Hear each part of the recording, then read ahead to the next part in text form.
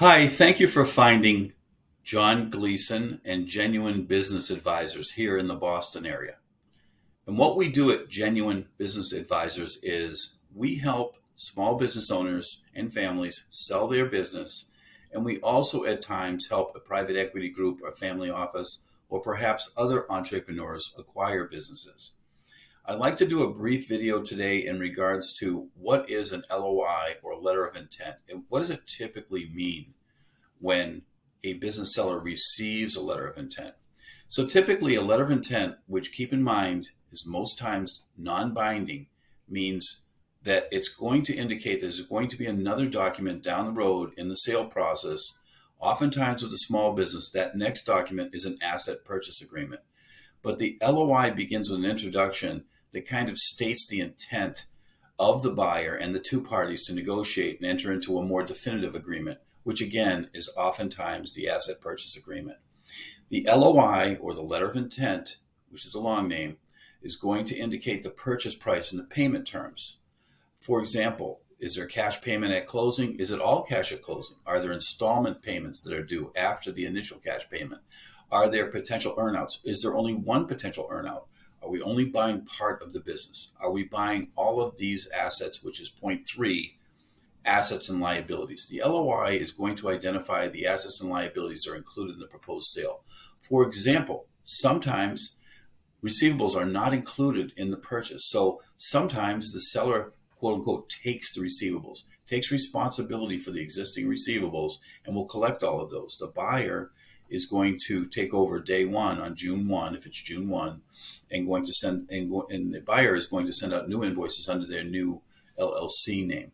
So the LOI may include tangible assets such as equipment. For example, if it was a manufacturing company, presses or inventory and so forth, and intangible assets. What are intangible assets? Well, that's intellectual property, phone numbers, perhaps it's a website, customer contracts, and so on.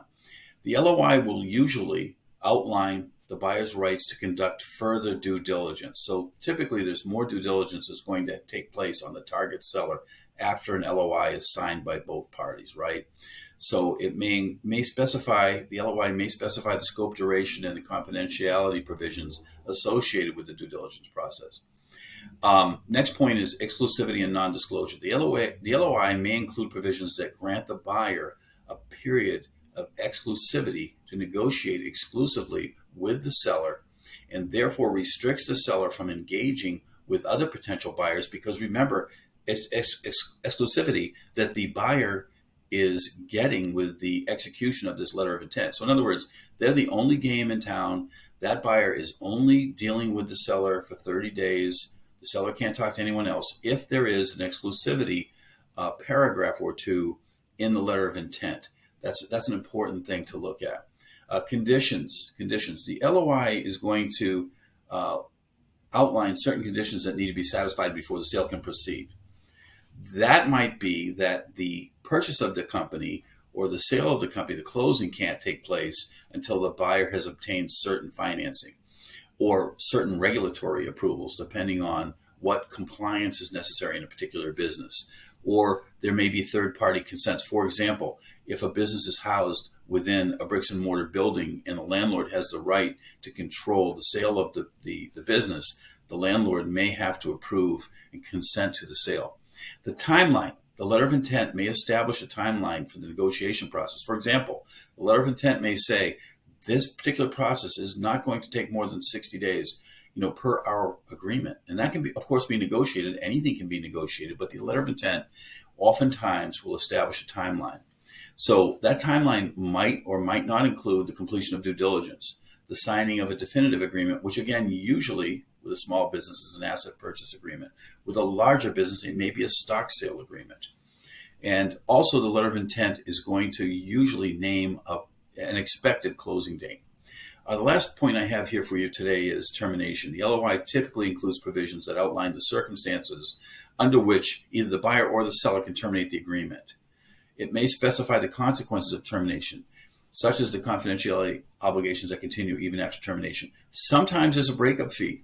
Sometimes there's a deposit when the LOI is signed. Oftentimes there is not, but there are sometimes other codicils within the document that have to be read carefully. So again, contract with a business broker that's experienced in selling businesses, work with an attorney that's experienced with selling businesses, know how to paper, that firm knows how to paper both sides of the deal. That's kind of the shorthand for it. And also, you want to make your team, your CPA firm that files your taxes aware, and your top level executives, so other folks know what's going on, as well as your family. Again, I'm John Gleason.